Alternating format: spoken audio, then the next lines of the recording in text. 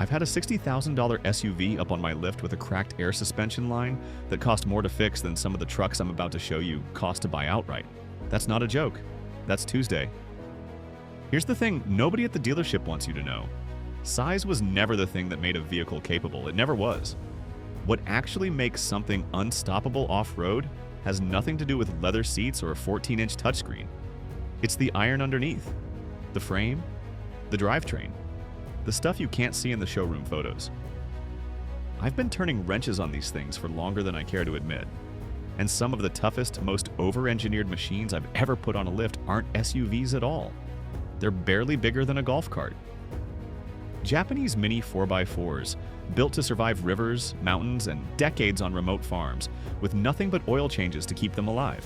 No fancy suspension modules, no parts you need a dealership computer to replace.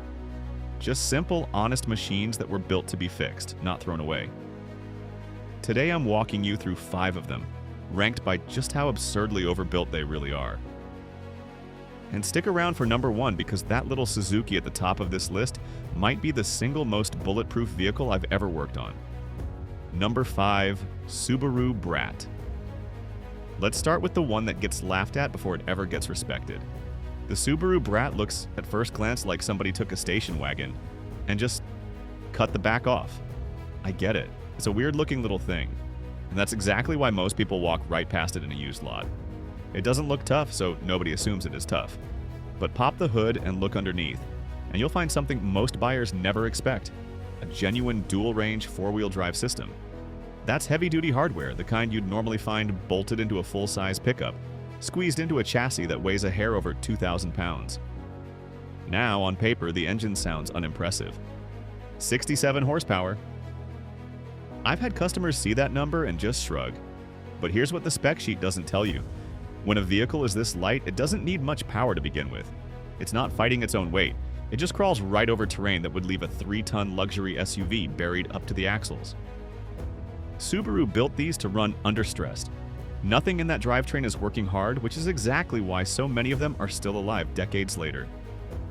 Find one with the original rear jump seats still intact, and you found a genuine piece of history. Those are getting harder to come by every year. Prices have been climbing. You're looking at somewhere between $6,000 and $15,000 these days. But for something that holds its value and just refuses to quit running, the Brat makes a brand new adventure trim crossover look like money down the drain. Number 4, Mitsubishi Pajero Mini. Now here's one that looks like a full-size SUV that shrank in the dryer. The Mitsubishi Pajero Mini. Don't let that name fool you. Mini doesn't mean less capable, it just means smaller. Mitsubishi took the same rugged philosophy from their Dakar rally-winning trucks, yes, the same brand that dominated one of the toughest races on the planet, and condensed it down into something you could park in a garden shed. Under the hood sits a tiny 660 cubic centimeters turbocharged engine. Smaller than some motorcycle engines, honestly.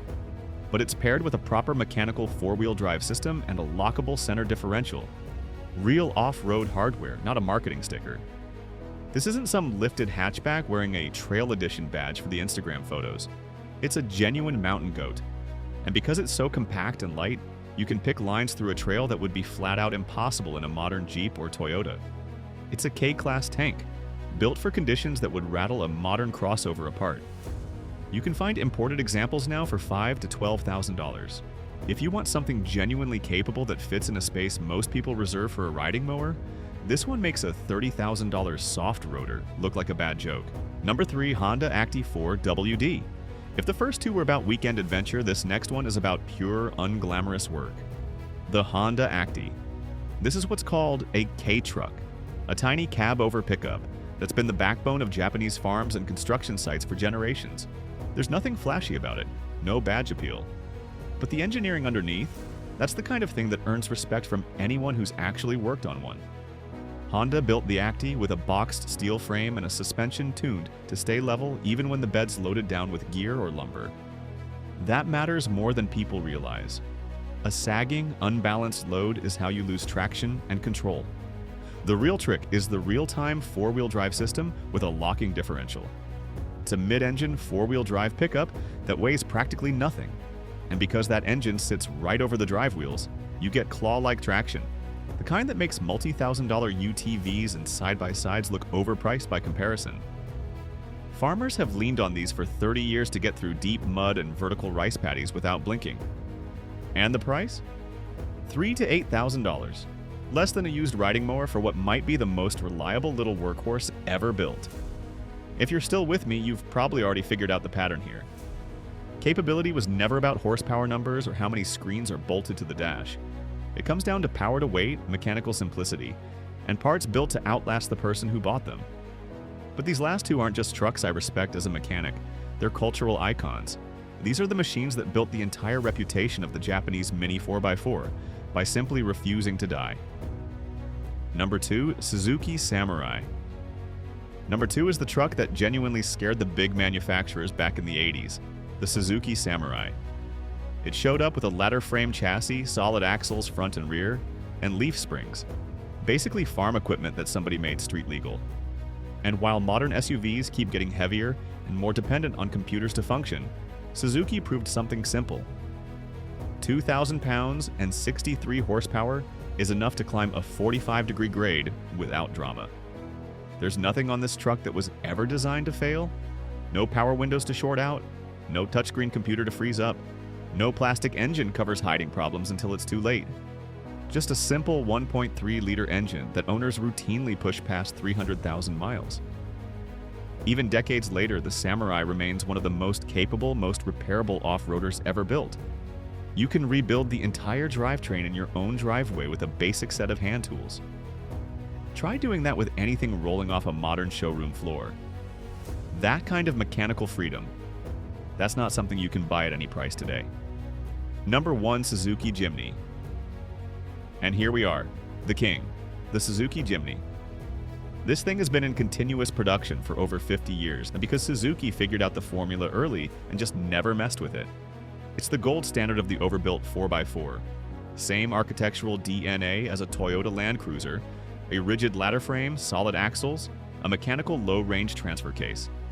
Just scaled down into something small enough to feel unstoppable anywhere you point it. Current models run a 1.5-liter engine, but honestly the spec sheet undersells it. What makes the Jimny special is how it holds up to being thrashed day after day in some of the harshest conditions on Earth. It's not unusual to see one rack up serious mileage and never need anything beyond basic oil and filter changes.